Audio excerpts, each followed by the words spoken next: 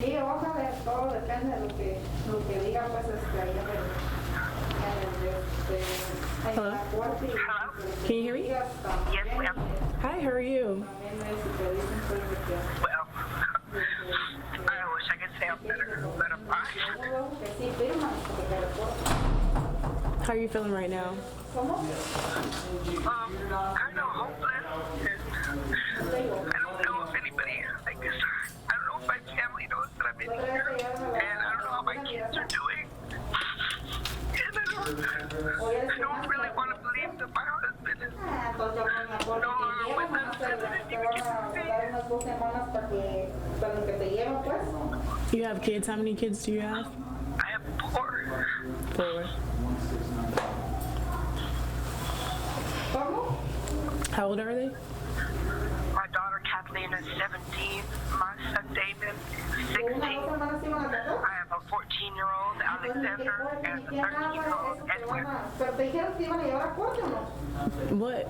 Okay, so just a quick question. What is your relationship with like Malik or even Edward Daniels? Edward Daniels is my husband of 20 years. I have been with him since I was 16 years old. My relationship with Malik was we had started becoming more than just friends. Not in a million years would I have imagined any of this.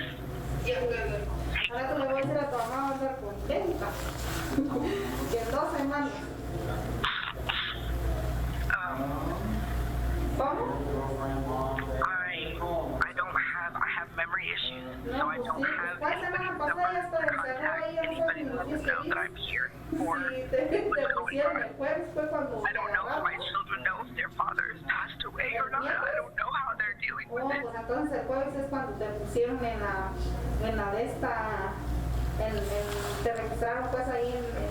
know if they got a hold of their grandmother or my mother, or if anybody is with them in this time.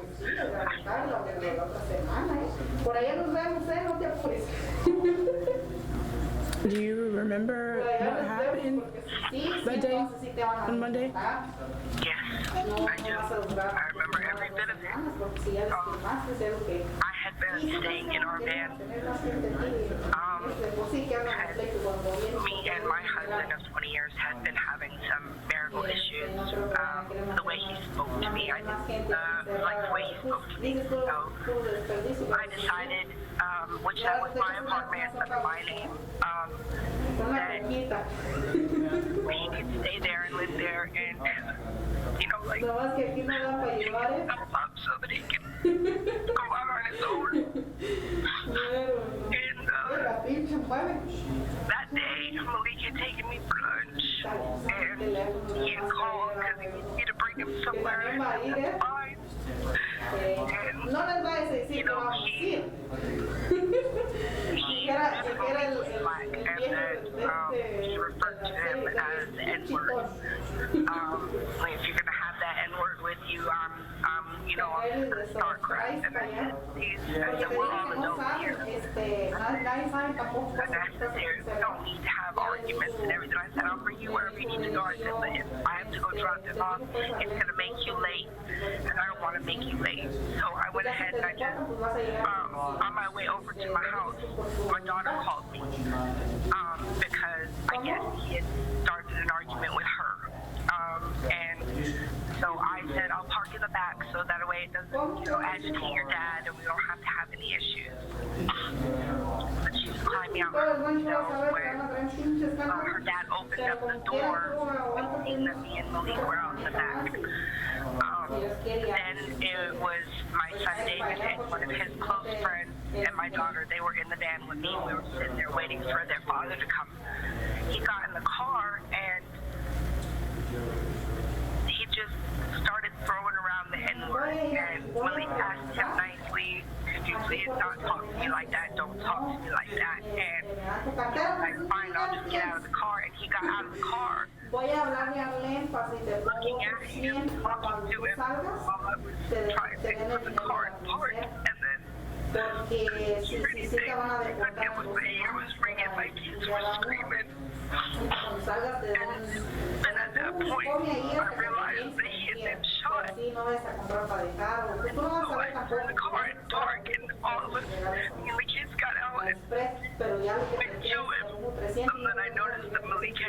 My car is my daughter has to go to work, my son has to go to work. If God willing, I was hoping my husband would pull out of that and be able to continue life. I wasn't going to let him take off with me. That was not a smart decision. I was not thinking I could hear the car was moving. My husband was on the ground bleeding. I didn't think until afterwards. And then it made me look like I was trying to help him. But how am I helping somebody from the passenger seat? I'm not driving him around. I'm not giving him instructions. I'm not telling him where to go. I'm meeting with him. I want to go home. I need to go home with my kids. I need to find out what's going on with his father. I need to get home. And he was concerned about himself, about going to jail, about being arrested, about, how he was going to shoot out the cops. And I'm like, I can't. I just want to go home with my children. So by the time the accident and everything had happened, my eyes were closed the majority of the time because I didn't want to see how I died. I didn't want to see what else's life would go because of the situation that I was in. So, I explained to the detective, I explained to him that I didn't have anything to do with what my charge is hindering the apprehension of a known felon. I've never been to jail. I've never done anything in my entire life for it. Yeah, me and Malik had a relationship that doesn't compare to 20 years, and my children that I have taken care of their entire lives, they come first. They have always come first. And they just paint me out to be like this cold-hearted person that doesn't care. Like when they told me my husband passed away, nobody been sold to you or anything. They were just like, let you deal with that. How do you do that to somebody?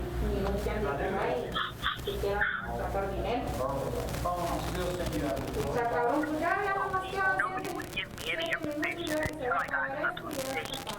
Nobody would let me know, even let me know that my husband wasn't gonna make it, or my kids were alright, or what was going on with my children, or nothing, no information. And the more that I pleaded with them, and the more upset that I got, I felt like they just didn't care. They didn't care. Do you remember what you exactly told the police, since your charge is basically saying that you kind of lied to cover it up for Malik, but that's not what you're saying to me, correct? Correct. I did not lie about anything. He told me, he said, are you sure you didn't stop anywhere? And I said, to be honest, sir, I don't remember. I said, I'm on SSI because I'm not mentally able to deal with society and the regular things that go on. So I black out, or I have a panic attack, or I close my eyes and I don't open them until I feel safe in them. That's the way I react to them. I can't. If my husband was here, you could ask him. When he was like, well, you guys did stop because I had an officer that said you stopped. And I said, I don't remember stopping. I remember driving. I remember pleading with him to just let me out of the car so that I could go home. I remember when he first got an officer in the trailer park, and I remember going. The last thing that I had closed my eyes for when he went up the wrong way on the freaking ramp, and I was like, oh my God, we're gonna die. And then I closed my eyes for the last time, and then that's when and everything, the cops surrounded us. Malik was outside the driver's side window. I didn't have my phone. My phone is in his door because he took it.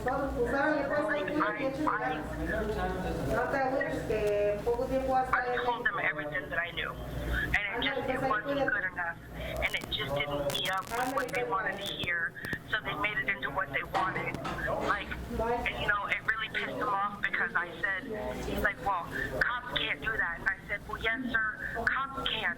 I said, cops are the law. They are either above the law or they are the law, and that is just the way it is. And if you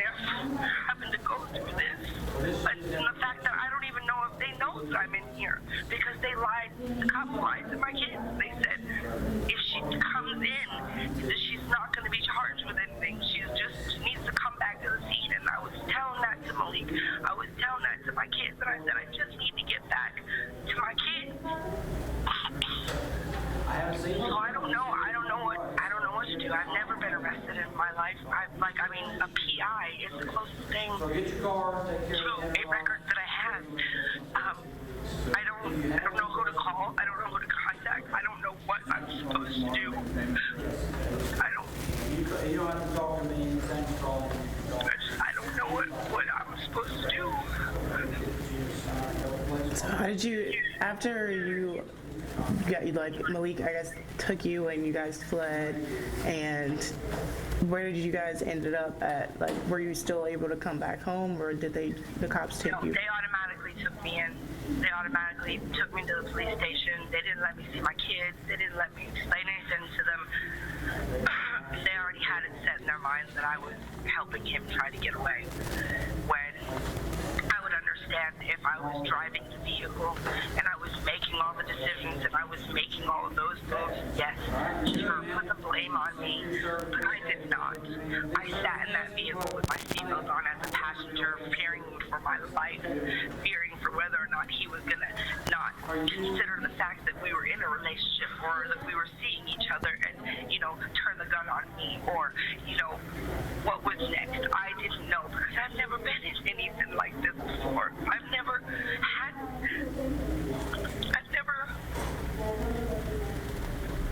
been so traumatized in my entire life to see the person that I spent the majority of my life with be shot in front of me, first of all. I haven't been able to see him, his body. I haven't been able to call his mom and let him know. Let her know that her son isn't with us anymore. I'll give you this first. Information sheet. Okay. Okay? Is there anything you want to say to your kids that we should know? I would like you to tell them that I love them and that I miss them and I am sorry that nothing that I can say can take back what has happened to their father. That's it. I would like them to know that I'm here and that I didn't just take off on them and that I didn't just leave them in the situation that they're in because I wouldn't do that to them. Hey, where are you? I was just explaining to Rachel a couple of things. I don't know if they've gotten in touch with my mother. I don't know if they've gotten in touch with their grandmother. I don't know where they're at. I don't know if they're still at home or if they're in, like, I don't have any, nobody would give me any information. Post your bond is like that, 2 That's all you have to say.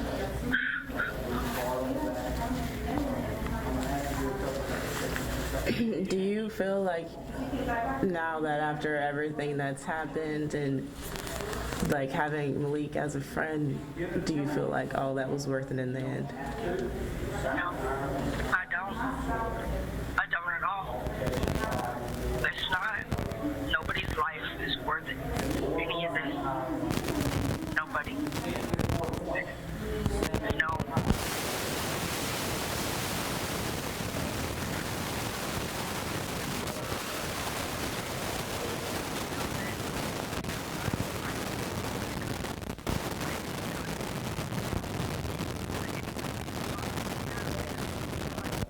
You can't change anything. You can't make anything go away. You can't make it stop.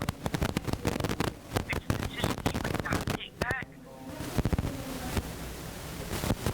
I didn't even know that it was still in the vehicle. Like, I didn't know.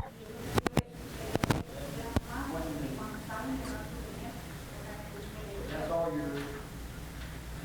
But now I have, like, the only person that's ever helped me deal with my mental issues and the only person that's ever helped me through life is gone. It's gone. I'll never be able to see him again. I don't even know if I'm going to be out of here to be able to see him be put in the grave. Like,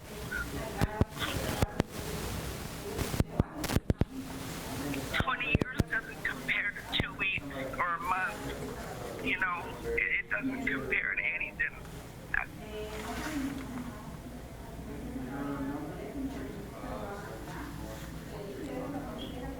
Is that how long you've known Malik? Is that, you said 2? 2 weeks to a month, barely.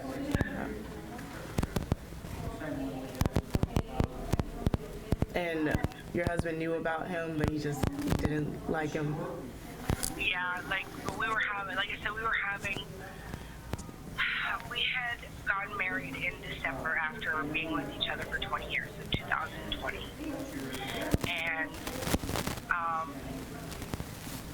I had felt that I married him because I felt bad for his situation that he was in, and that I loved him, but I wasn't in love with him anymore. So I said, you stay here, you get on your feet, get yourself an apartment, everything will be good, because like I said, all I ever had for him was love.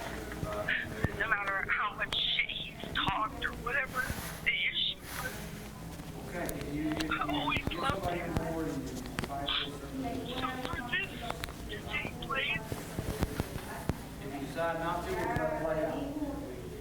it's a disaster, it's heartbreaking, and it has disrupted so many lives. It is taken from so many lives. My son Alexander, he stays with his friend. I don't even know if he knows about his father. I don't know if any of my kids know that he has passed away, and my daughter, I'm afraid for her because she has a lot of the same mental issues that I have. And they were just coming to a point where we were getting her help with it. And I'm not there for her. I can't be there for her. Were any of your kids there when it happened? All of them were, except for Alexander. And the cops told him that they didn't say anything. They just told you if you went with them that you would be. That I would be coming home, and that I would be. And I'm like, you lied to my kids, and they think that I'm coming home. They think I'm gonna be there with them, and that's right.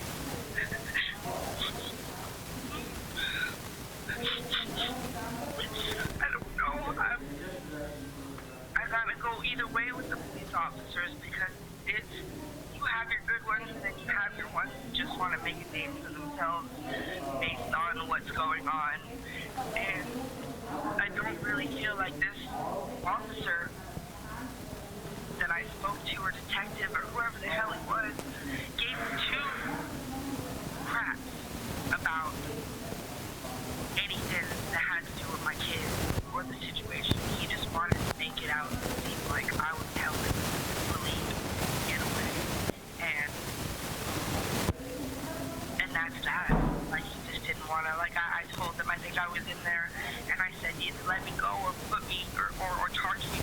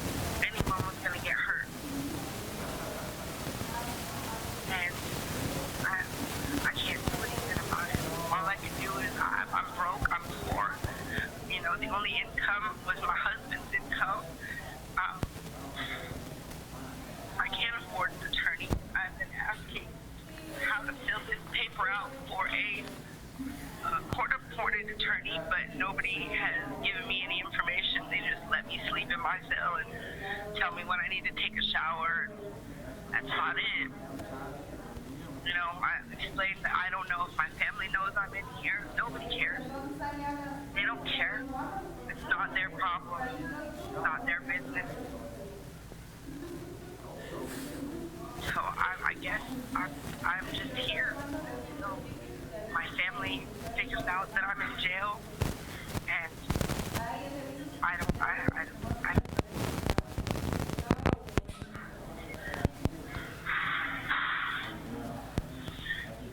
Well, I know we have a little less than 6 minutes, and we do wanted to hear a story because we wanted to make sure it was the right information putting out. There's like neighbors, anyone, like people, there's rumors, obviously, you know, or you can probably just understand just what's going on out here.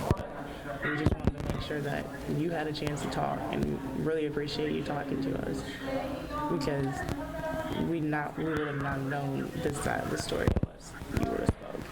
So. And I have no problem speaking because, like I said, I don't need to lie about anything. Me and my husband had problems, but we still loved each other. We never wished death or harm or anything on either one of us. So for this to occur, I don't know.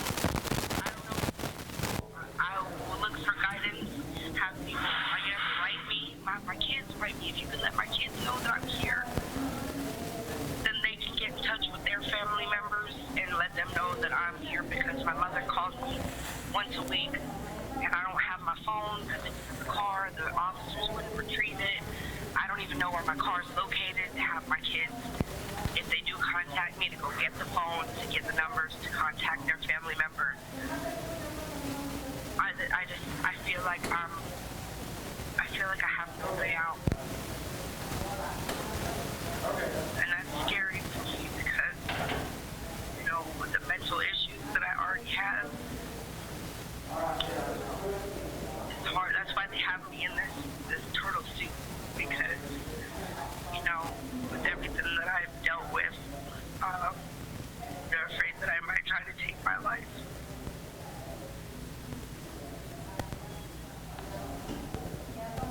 Is that something you thought about? I'm not gonna lie, yeah. But I can't, because I keep thinking of our kids.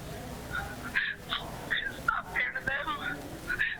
It's not fair to them to lose both parents. It's not fair. So, I try to just sleep. Try not to think about it, because while I'm awake and I think about it,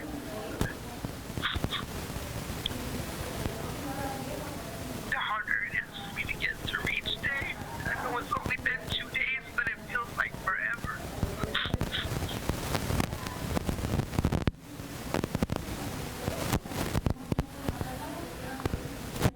But I know we already walked through what happened on Monday, and we talked about holidays and everything.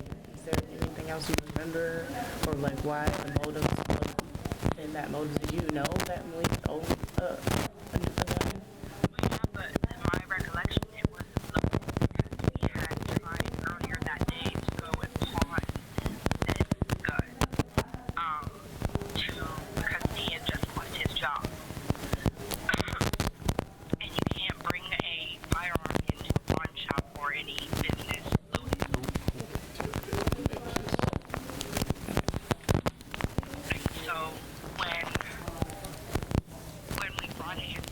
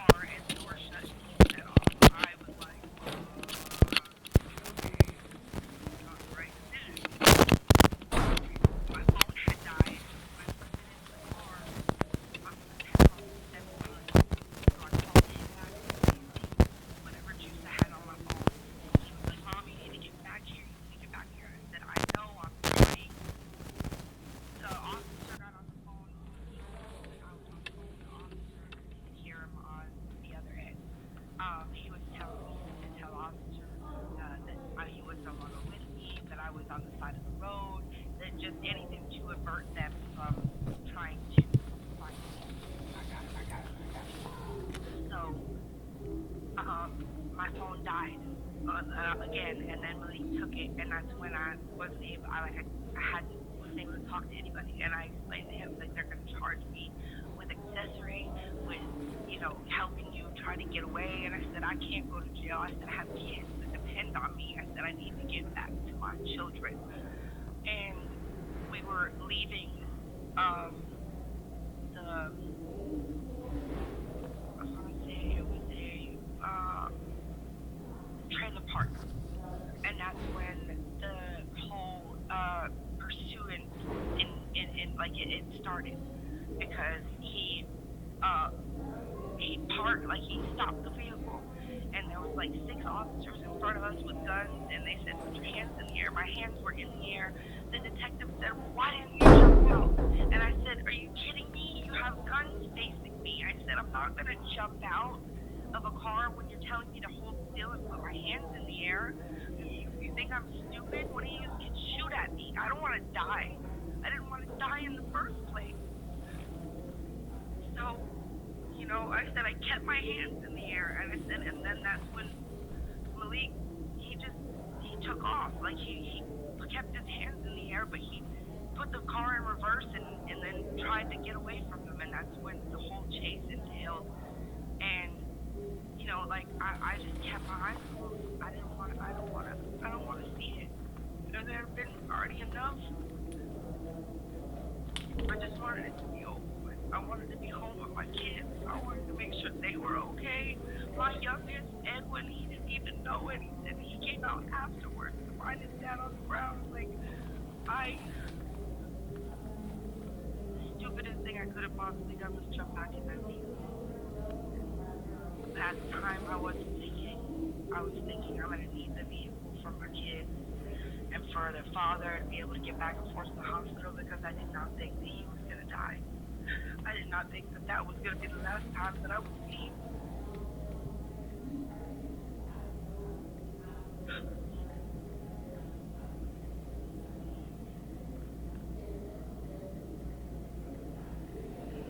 Well, I know it's been a few days and you're trying to hold up, and I know when I asked you before how you were doing, you said you're not well. Do you think that would change in due time, or? If anything, it'll get worse, because I don't have anything to live for in here. What do I have? I don't have anything to live for in here. My life is outside. My life has been with kids. My life has been every day. So I can't imagine that it would get any better. I don't want to wake up. I don't want to see the next day. Unless my kids are in it. Unless I see my children. And of course, they're going to probably resent me and hate me, because if I didn't bring Malik around, none of this would have happened. So ultimately, they're going to probably hate me and harbor some sort of resent towards me, but that's understandable. I wouldn't blame them for not feeling that way. That's their father. That's their father since the day they were born.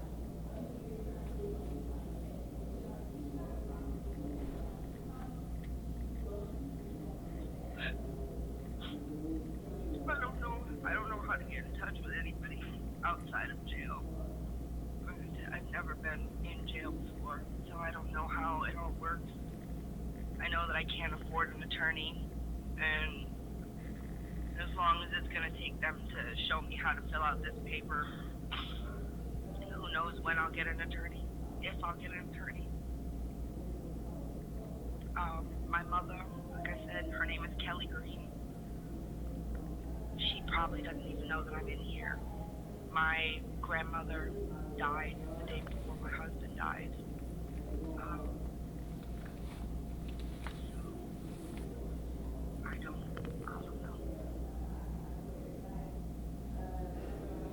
Well, hopefully we can try to help and get someone and let them know where you are, and maybe they can come see you as well and see how you're doing. That can, hopefully you can hold on a little bit longer. That would help a lot. Just to know that they know that I'm not running away or that I'm not avoiding them, because I really think that that's what they believe. Because the cops told them that when I came back, I would be coming home. And this is my home.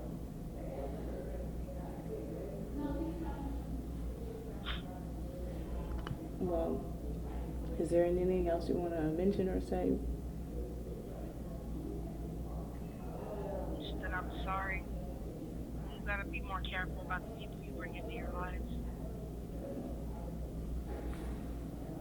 That's for everybody. Because you just don't know.